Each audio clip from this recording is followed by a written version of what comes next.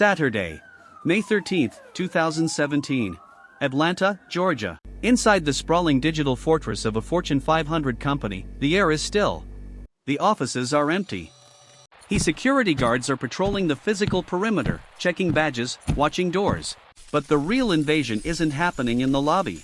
It is happening on a command line terminal, buried deep within a legacy web portal that nobody has thought about in years. There is no broken glass. There are no alarms screaming into the night. There are no masked men sprinting to a getaway van. Just a cursor, blinking. One specific command is executed. A digital skeleton key slips into a lock that was supposed to be bulletproof. In a fraction of a second, the intruder gains root access.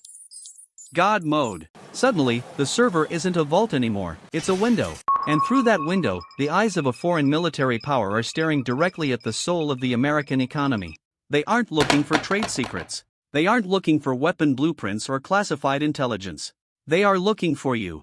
Over the next 76 days, while you slept, while you worked, while you checked your credit score, a ghost was siphoning your life away. Your social security number, your birth date, your address, your driver's license, the very mathematical proof that you exist. By the time the world wakes up to the nightmare, the damage will be absolute. This isn't just a hack. It is the systematic harvesting of 147 million human identities. The vault has been cracked open.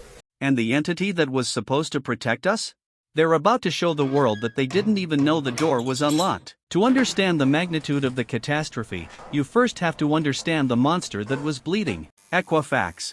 It is a name that most Americans know, but few truly understand.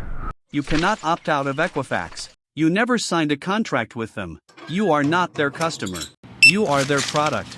Founded in 1899 as the retail credit company, it began as a list of citizens deemed creditworthy. But over a century, it mutated into something far more pervasive. Along with TransUnion and Experian, Equifax became one of the three pillars of the American financial caste system. They are the gatekeepers. They decide if you can buy a house, if you can get a car, if you can get a job. They hoarded data with the ravenous appetite of a digital dragon. By 2017, Equifax held the most sensitive, private information of nearly every adult in the United States. When you hold that much power, when you hold the keys to the kingdom, you have one job. One singular, sacred duty. Build a wall that cannot be breached. But inside the corporate headquarters in Atlanta, the culture wasn't one of paranoia and digital fortitude. It was a culture of acquisition, profit margins, and speed. Security was a cost center. A hurdle. A nuisance. And like all great tragedies, this one didn't begin with a masterstroke of genius from the attackers. It began with an email that nobody read. March 8, 2017. 2 months before the first breach.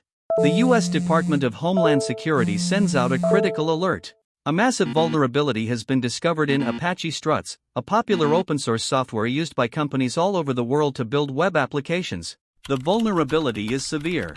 It allows remote code execution, hacker speak, for taking over the machine. The instructions are simple. Patch this immediately. The warning arrives at Equifax. It travels through the digital nervous system of the company. It lands in the inbox of the security team. It is discussed. It is acknowledged. And then, nothing happens. Due to a failure in their internal communication, a simple, human error of who is responsible for what, the patch is never applied to one specific, outdated web portal. A dispute resolution tool. A forgotten backdoor. For weeks, the door sits slightly ajar, the digital wind howling through the crack. The hackers, scouring the internet with automated bots, sniffing for weakness like sharks smelling blood in the water, find the signal. They don't smash the door down. They don't need to. They simply turn the handle. On May 13th, the first intruder steps inside. They look around. They realize that no alarms are ringing.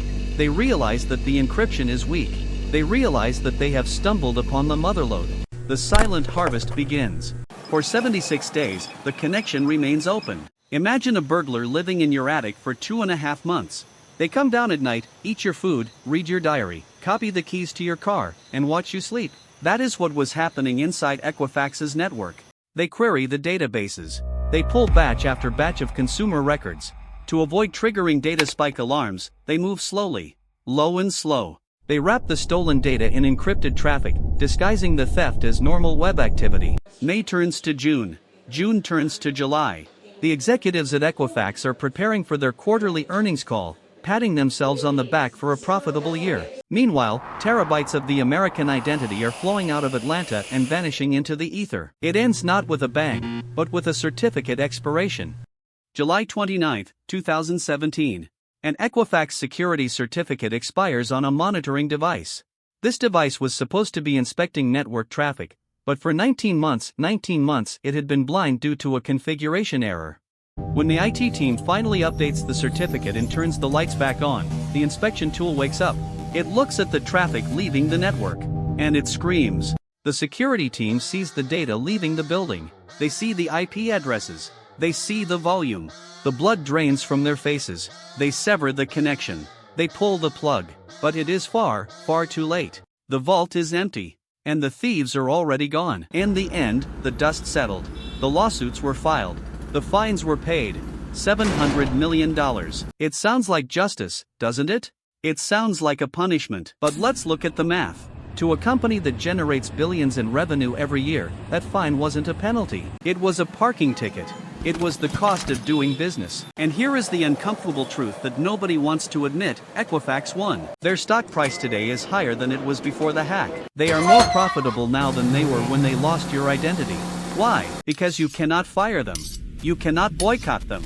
You never hired them in the first place. In the grand machinery of the financial system, you are not the customer. You are the inventory. And inventory doesn't get a vote. The hackers proved one thing: in the modern digital age, privacy is a lie we tell ourselves to sleep at night. Your data is already out there. The war is over, and we lost. So, I have a question for you, and I want you to be honest in the comments below. When a corporation loses the identities of 147 million people due to gross negligence and nobody goes to prison, is that just capitalism? Or is it a crime scene? Let me know what you think. If you think the CEO should be behind bars, type prison. If you think this is just how the world works, type profit. I'll be arguing with you in the comments. If you want to survive the next breach, you need to understand the system. That is what we do here. We deconstruct the lies. Click subscribe to clear your clearance level. The algorithm tries to bury stories like this, but with your help, we can force them into the light. I'll see you in the next breach.